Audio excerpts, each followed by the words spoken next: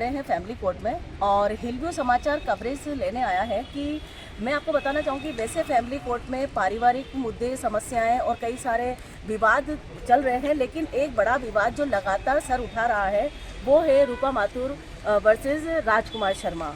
हम बताना चाहेंगे कि राजकुमार शर्मा जो है वो राजस्थान के मुख्यमंत्री के मुख्य सलाहकार के रूप में रहे हैं।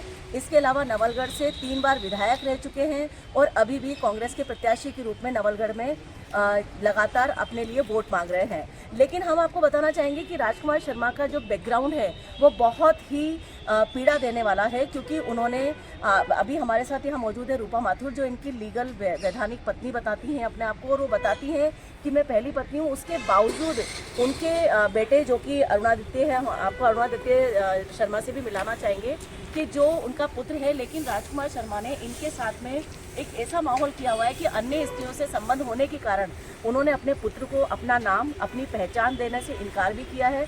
और इसी की लड़ाई, भरण पोषण की कई सारी लड़ाइयों को लेकर रूपा माथुर हमारे सामने है। आइए रूपा जी से ही जानते हैं कि पूरा मामला क्या है। नमस्कार मैम। नमस्कार मैडम, पूरा मामला क्या है? आपकी शादी कब हुई, कैसे क्या रहा, थोड़ा सा इस बारे में आप प्रकाश डालें। हम लोग यूनिवर्सिटी में पढ़ते थे। राजकुमार संस्कृत डिपार्टमेंट में थे और मैं जोलॉजी डिपार्टमेंट में थी। तो इन्होंने मुझे लगातार अप्रोच किया, फिर इन्होंने मुझे प्रपोज़ किया कि मैं तो शादी करना चाहता हूँ आपसे। मैंने कहा मैं ये चीज़ें कोई रोड पे खड़े होकर थोड़ी होती हैं शादी, और मैं तो जानती भी नहीं हूँ आपको। तो बोला नहीं, मैं शादी तो आपसे ही करूँगा, ये बोल के। और फिर ये लगातार मेरे पीछे डिपार्टमेंट से घर, घर से डिपार्टमेंट, मतलब काफ़ी सिलसिला ही चलता रहा। कितनी उम्र थी आपकी उस वक्त मैडम? मैं करीबन होंगी 21 या 22 साल की। तो ये चलता रहा। फिर इन्होंने घर तक अप्रोच करनी शुरू कर दी। तो मेरे पेरेंट्स ने फिर इनको मना कर दिया, बोले हम लोग नहीं करेंगे, इंटरकास्ट मैरिज हम भी नहीं करेंगे। आपके पेरेंट्स तैयार हैं? तो ये बोले नहीं, अभी तो मेरे पेरेंट्स तैयार नहीं है, पर मैं कर लूँगा तैयार उनको। तो ये चीज़ें चलती रहीं। उसके बाद हमने आर्य समाज में मैरिज करी। आर्य समाज में जब मैरिज करी तब ये कुछ भी नहीं थे, अपना करियर बना रहे। आपकी जब शादी हुई मैडम, तो क्या दोनों परिवारों के अंदर रजामंदी थी शादी को लेकर? बिल्कुल, मैं इनके भाई से मिली थी, इन्होंने अपनी सिस्टर से मुझे मिलाया था। तो ऐसा नहीं था कि इनके परिवार वालों को पता नहीं था, और इसी तरीके से इन्होंने मुझे मिलाया था कि मेरी होने वाली पत्नी है, यही हम हमारे घर में बहू बन के आएंगी। जिस समय शादी हुई थी उस समय राजकुमार शर्मा कुंवारे थे? बिल्कुल कुंवारे थे। उनकी कोई शादी मेरे से पहले उनकी कोई पत्नी नहीं थी। मैं उनकी फर्स्ट वाइफ हूँ और आज तक ये रिश्ता कायम है। मैडम, कौन से सन में शादी हुई थी आपकी? लगभग मेरी 1999 में आपकी शादी हुई। तो आर्य समाज में जब आप लोगों ने शादी की तो उस समय इनके परिवार वालों का और आपके परिवार वालों का विरोध था। बिल्कुल। वो मतलब किस तरह से आपने अपने परिवार वालों का विरोध झेला, कैसे रहे आप दोनों? मेरे पेरेंट्स ने तो ये कहा कि भाई ये कुछ करते नहीं है अभी, और दूसरा समाज है, पता नहीं आपके साथ फ्यूचर में क्या इनका बिहेवियर रहे। ब्राह्मण हैं, ऑर्थोडॉक्स हैं। तो इन्होंने यही मुझे बोला कि पापा को ये बोलो कि मैं जब कुछ बन जाऊंगा ना, उसके बाद ही उनको फेस करूंगा। तो इस बीच में मैं जॉब्स करती रही, जैसे इन्होंने मुझे गाइड किया, कहीं जॉब किया। आप दोनों साथ रहते थे? बिल्कुल, मैं साथ भी रही हूँ इनके, और जयपुर में भी रही हूँ मैं। मेरे पास क्वार्टर था, अर्णावता कॉलेज में मैं जॉब करती थी, और ये आते जाते रहते थे मेरे पास। मतलब कुल मिला के आप दोनों का रिश्ता एक पति पत्नी के रूप में आगे बढ़ा।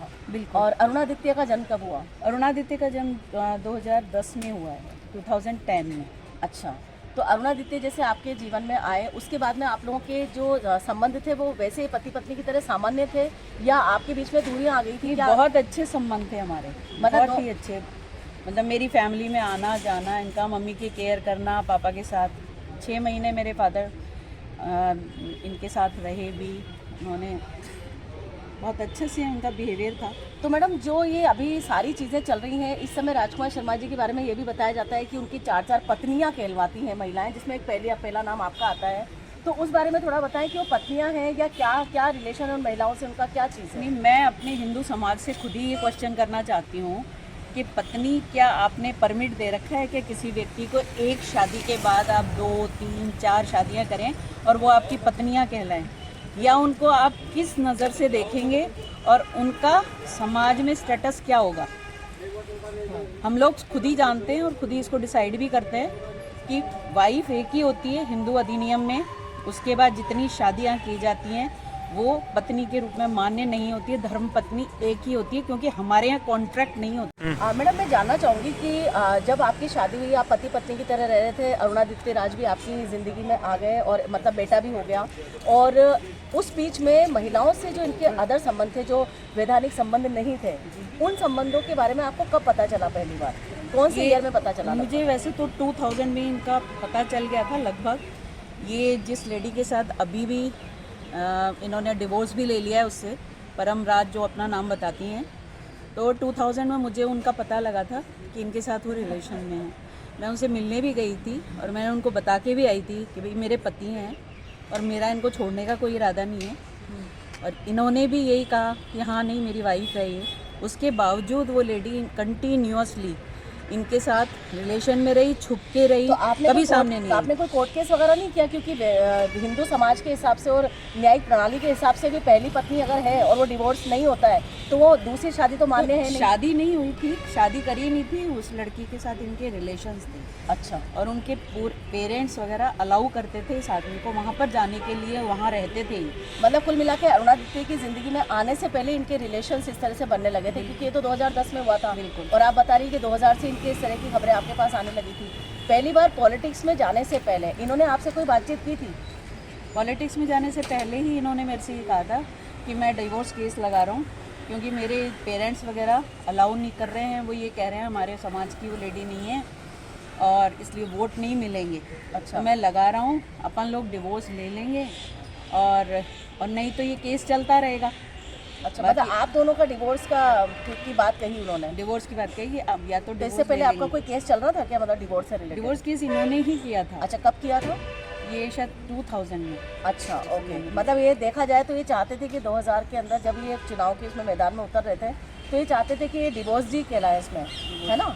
ओके। ये मैं नहीं कह सकती कि ये चाहते थे कि डिवोर्स। नहीं, आपने बताया ना जैसे कि ये उन्होंने कहा कि भाई प्रेशर है फैमिली का। बिल्कुल, इन्होंने कन्फेस किया है। अच्छा। जो वहाँ जज थी उनके सामने इन्होंने कन्फेस किया है कि मेरी वाइफ है, मैं इसको छोड़ना नहीं चाहता हूँ, लेकिन मतलब मुझे घर वालों के प्रेशर में इसको डिवोर्स देना पड़ा, इसलिए मैंने डिवोर्स फाइल किया है। ये इन्होंने वहाँ कन्फेस किया है। अनुराधा जी शर्मा थी वो, आज भी अगर वो हैं तो वो बता सकती हैं। तो मैडम इतने सारी कॉम्प्लिकेशंस के बाद में जब इसके बाद में जब आप डिवोर्स वाली चीज़ जो बता रही हैं, तो क्या डिवोर्स हुआ था उस टाइम जब ये चुनाव लड़ने की पोजीशन में आ रहे थे, तब उस समय डिवोर्स हुआ था? डिवोर्स हुआ था हमारा। अच्छा, तो ये कौन सी ईयर में हुआ था? ये 2008 में हुआ। 2008 में आपका डिवोर्स हुआ। फिर आप दोबारा से रीमैरिज में कब आए? 2009 में। मतलब 1 साल बाद ही इन्होंने आपके तो क्या कह के आपसे इन्होंने दोबारा से शादी की? ये मेरे फादर के पास आए और उन्होंने बोला कि मैंने तो मैं कुछ नहीं था, आप मुझे एक्सेप्ट नहीं करते थे। यस मैडम मैं जानना चाहूँगी कि जैसे आपने बताया कि 2000 से इनके रिश्ते आपको पता लगने लगे थे और ये भी चाहते थे कि नामांकन या चुनाव के क्षेत्र में आने से पहले, पॉलिटिक्स में आने से पहले ये चाहते थे कि एक डिवोर्स ये शो करें, तो इन्होंने आपसे डिवोर्स ले लिया था? इन्होंने डिवोर्स ले लिया। कौन से ईयर में आपका डिवोर्स? 2008। 2008 में आपका डिवोर्स हुआ। उसके बाद में 2010 में अरुणादित्य हुआ। तो क्या इस बीच में आपकी रीमैरिज हुई है? मेरी 2009 में रीमैरिज हुई है। अच्छा। मेरे पेरेंट्स ने करी है, लेकिन इनके घर वालों ने इनको या मतलब मुझे यही कहा गया कि मैं धीरे धीरे उनको एक्सेप्ट करा लूँगा। ये मुझे शादी करवा के चिड़ावा लेके गए। लेकिन मैडम जैसे आपको पता था कि इनके कई महिलाओं से अवैध संबंध हैं, अच्छे संबंध रखते हैं महिलाओं से, तो उस समय 2008 में डिवोर्स होने के बाद आपने 2009 में इनसे शादी क्यों की? नहीं, मुझे सिर्फ इस लेडी का पता था, एक का, परमराज का, और उसके लिए इन्होंने कह दिया था कि मैंने उसकी तो शादी हो गई है और वो इस मकान पे रहती भी नहीं थी। मैंने पता भी करवाया था, वो यहाँ नहीं थी, वो बॉम्बे शिफ्ट हो गई थी। अच्छा, ऐसा पता लगा। और अन्य महिलाओं के बारे में कब पता चला? अन्य महिलाओं के बारे में मेरे को पता नहीं था। क्या ये जो महिलाएं हैं जिनका नाम एक निशा शर्मा नवलगढ़ वाली है, एक निशा शर्मा जयपुर से है और एक परमजीत पम्मा जो यहाँ से, जो जिनके संबंध इनसे लगातार रहे हैं, इन महिलाओं ने कभी आपसे संपर्क करने की कोशिश की है या आपने संपर्क करने की कोशिश की? मुझे पता ही नहीं था इनके बारे में, तो संपर्क कैसे करती?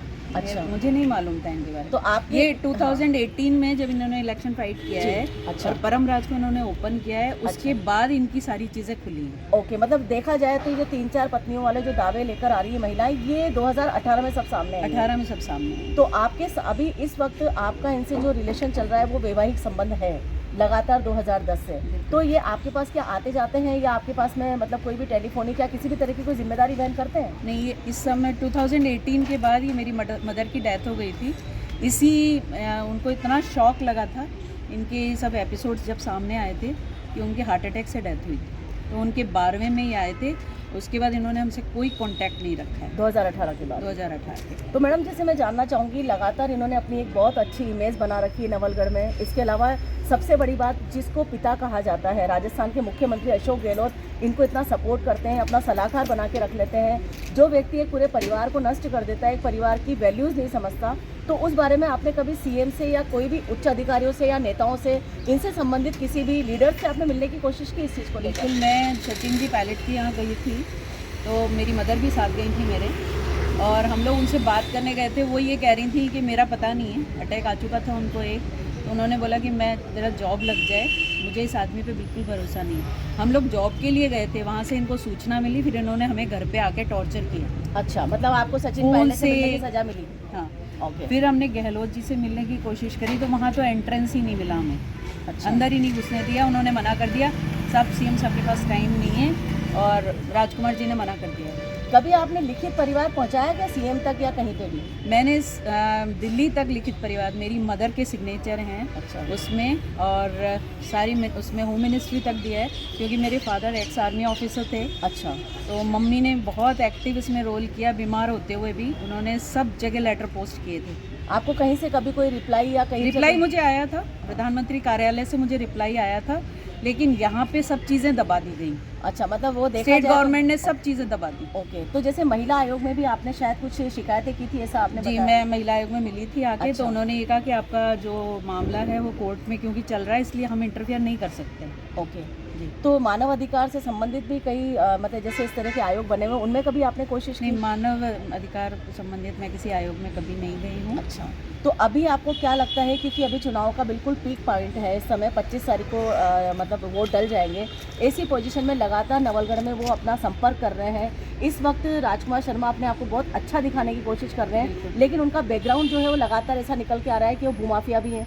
आप बात कर रही हैं मात्र केवल पारिवारिक विघटनों की, लेकिन हम बात कर रहे हैं कि वो भूमाफिया भी बन रहे हैं। उन्होंने बहुत सारी संपत्तियों को भी अवैध कब्जा किया है। ऐसी कई सारी चीज़ें मार्केट में आ रही हैं उनको लेकर, जो कि वास्तविकता के साथ आ रही हैं। इस बारे में आप क्या कहेंगी?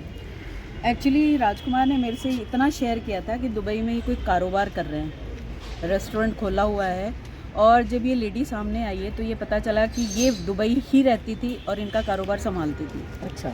फिर ये भी समझ में पता लगा कि आनंद पाल से भी कनेक्शन था इनका। अच्छा। इतना तो मुझे मालूम है। और उसके बाद शिव गौतम जी हैं, और जो द्विजेश जी शर्मा थे वो मेरे भी गुरु थे। अच्छा, शिव गौतम जी से क्या रिश्ता है इनका? कोई रिश्ता नहीं है। ओके। कोई रिश्ता मतलब नहीं। देखा जाए तो आचार्य द्विजेश जी से भी और शिव कोई गौतम जी रिश्ता से नहीं भी है। कोई रिश्ता नहीं है। मैडम एक लास्ट में प्रश्न पूछना चाहूँगी कि अभी आचार्य द्विजेश जी का जस्ट 6 महीने पहले ही उनका देहांत हुआ है, तो लगभग उन देहांत के बाद में कई सारी बातें निकल के आई कि उनकी बहुत सारी संपत्ति और करोड़ों अरबों की संपत्ति राजकुमार शर्मा ने दत्तक पुत्र बनके और अपने पुत्र युवराज शर्मा को दर्शाकर ले ली है, जबकि अरुणादित्य उनका मेन पुत्र है, जो जैसा कि आप दावा कर रही हैं। इस बारे में आप क्या कहेंगे? राजकुमार शर्मा सिर्फ एक पैसे कमाने की मशीन बने हुए हैं। एट एनी हाउ, कितने भी गिर के, कितने भी गलत काम करके, और उसमें परम राज का पूरा सहयोग है, इसीलिए वो डाइवोर्स लेके भी उनके साथ आज भी हैं। मैं ऐसी फैमिली से बिलोंग नहीं करती हूँ। मैं एक एक्स आर्मी ऑफिसर की बेटी हूँ। जो देश के लिए मर जाते हैं लोग, अपनी इज्जत के लिए मर जाते हैं, और हमें भी वही उन्होंने संस्कार दिए हैं। तो राजकुमार जी को ये कभी हिम्मत ही नहीं हुई मुझसे गलत काम करवाने के लिए, कहने की भी, और यही कारण है कि मुझसे अलग हैं। और परमराज के साथ हैं, उनके साथ मिलके मैं गुरुजी से भी मिली थी, राजेश जी से, तो उन्होंने मुझसे यही कहा था कि मैंने इनके नाम कुछ भी नहीं किया है। अच्छा। ये शब्द थे उनके, और उनको पूरी तरह नज़रबंद कर रखा था इन्होंने। ओके। करीबन 25 लोग उनके हर समय चारों तरफ आचार्य रहते थे। द्विजेश जी जयपुर कॉलेज के जो संस्थापक थे, नानाजी की हवेली वाले जो थे, उनके बारे में आप बात उनके कर बारे रही में हैं। वो मेरे भी गुरु मतलब थे। उन्होंने भी आपको ये चीज़ कही थी कि मैंने इनके नाम कुछ भी नहीं किया है, कुछ भी नहीं। लेकिन उसके बावजूद उन्होंने कई सारे दस्तावेज और कई सारी चीज़ें बाहर लेकर आए हैं ये, तो उस बारे में आप क्या कहेंगे? क्योंकि ये फुल्ली फ्रॉड है सारा, और ये मतलब ऑर्गेनाइज्ड फ्रॉड किया है इन्होंने। और मुझे तो ऐसा लगता है कि उनकी जो डेथ हुई है उसकी भी जांच होनी चाहिए कि किन परिस्थिति में उनकी डेथ हुई है, क्योंकि वो बिल्कुल स्वस्थ थे, चलते फिरते थे। मुझसे बात करी है उन्होंने। मैडम अंतिम प्रश्न होगा मेरा कि अभी इस वक्त आप क्या करेंगी, क्योंकि अभी चुनाव बिल्कुल सिर पर हैं और एक तरीके से उन्होंने आपके अधिकार आपको नहीं दिए हैं, जैसा आपने बताया हमें, बातचीत स्ट्रेटजी रहेगी आपकी? एक्चुअली मेरे बेटे के लिए वो आदमी न्यूट्रल रहा है। उन्होंने कभी इसको वेटेज नहीं दिया है और डिप्रेशन में ये बच्चा रहा था। 5 साल मैं जूझी हूँ, उनसे बहुत रिक्वेस्ट मैंने करी।